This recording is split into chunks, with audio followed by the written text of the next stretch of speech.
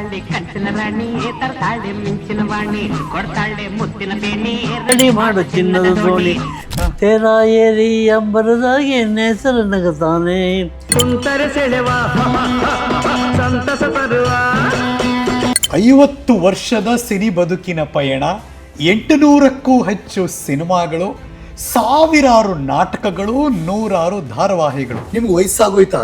ನಮಗೆ 78. ನಮಗೆ stage light ಇದೆಲ್ಲ ಸೌಂಡ್ ಕೇಳಿಸ್ಬಿಟ್ರೆ ಒಂಥರ ಕಿವಿ ನಿಗ್ರೋಗ್ಬಿಡುತ್ತೆ.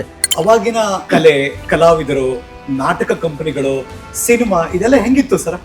ಕಲಾವಿದ ಅಂತಂದರೆ ದುಡ್ಡಿಲ್ಲ ಅಷ್ಟೇ, ಇನ್ನು ಮಿಕ್ಕಿದೆಲ್ಲ ಇದೆ. ಈಗ ದುಡ್ಡೊಂದಿದೆ, ಇನ್ಯಾವುದೂ ಇಲ್ಲ.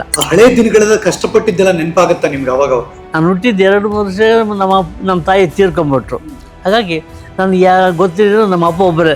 ಯಾವ ಸಿನಿಮಾ ನೋಡಿದ್ ನೆನಪು ನೀವು? ಉಮೇಶ್ ಅಣ್ಣ ಇದ್ರು. ಸುಮಾರು ಎಲ್ಲ ಇಂಗ್ಲೀಷ್ ಪಿಕ್ಚರ್ಗಳು ಜಾಸ್ತಿ. ಇಂಗ್ಲಿಷ್ ಫಿಲಮ್ ಹ್ಞೂ. ಹೆಂಗಿತ್ತಣ್ಣ ನಿಮ್ದು ಮತ್ತು ಉಮೇಶ್ ಅಣ್ಣ ಅವರು ಗೆಳೆತನ ಹೇಗಿತ್ತು? ದಿನ ಹೋಗೋದು, ಭಿಕ್ಷೆ ಬರ್ಕೊಂಬರೋದು, ಅದಾಗೆ ಏನು ಸಿಕ್ಕತ್ತು ಅದೆಲ್ಲ ಮಾಡಿ ಅಷ್ಟರೊಳಗೆ ಎಲ್ಲರೂ ತಿನ್ನೋರು. ಎಲ್ಲಿ ಶುರುವಾಯಿತು ಆ್ಯಕ್ಟಿಂಗ್ ಎಲ್ಲ? ಹೆಂಗೆ ಶುರುವಾಯಿತು? ಯಾವ ನಾಟಕದಲ್ಲಿ ಇರಲಿ ಪ್ರತಿ ದಿವಸ ಬೆಳಗ್ಗೆ 10ರಿಂದ 1 ಗಂಟೆವರೆಗೂ ಇರಲೇಬೇಕು, ಸ್ಟೇಜಿಗೆ ಬರಬೇಕು.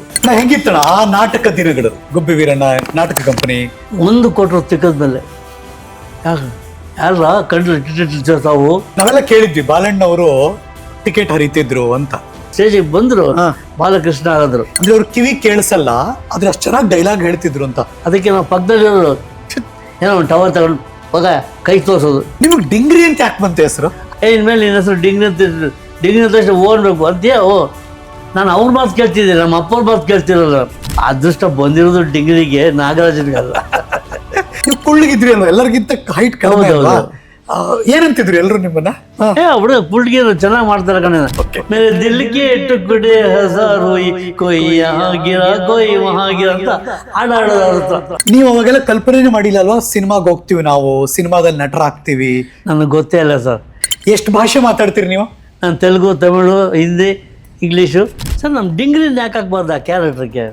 ಮೇಡಮ್ ನೆಂಟಿ ಮೊದಲಕ್ಕೆ ಬಹು ಚೆನ್ನಾಗಿದ್ದಾಳಂತೆ ಕರ್ಕೊಂಬರ್ತೀವಿ ಮೇಡಮ್. ಪರಸಂಗದ ಗೆಂಡತಿಮ್ಮ ಬಂತಲ್ಲ, ಆ ಮೊದಲೇ ಸಿನಿಮಾಗೆ ಪೇಮೆಂಟ್ ಎಷ್ಟು ನಿಮ್ಗೆ? ಏನಿಲ್ಲ ಸರ್. ಎಲ್ಲೂ ಯಾವತ್ತು ನಂಗೆ ಇಷ್ಟು ದುಡ್ಡು ಬೇಕು ಅಂತ ಕೇಳಿಲ್ವಾ ಸರ್ ನೀವು? ಯಾರನ್ನೂ ಕೇಳಿಲ್ಲ ಸರ್. ಆ ಕಲಾವಿದರಿಂದ ಏನು ನೋಡಿ ಕಲಿಬೇಕು?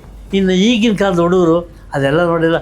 ಏನೋ ಬಂದು ಮನಸ್ಸು ಬಂದಾಗ ಮಾಡ್ತಾರೆ, ಅದನ್ನ ಡೈರೆಕ್ಟ್ರು ಓಕೆ ಅಂತ ಒಪ್ಕೋತಾರೆ, ಕ್ಲೋಸ್, ಮುಗ್ದಾಯ್ತು.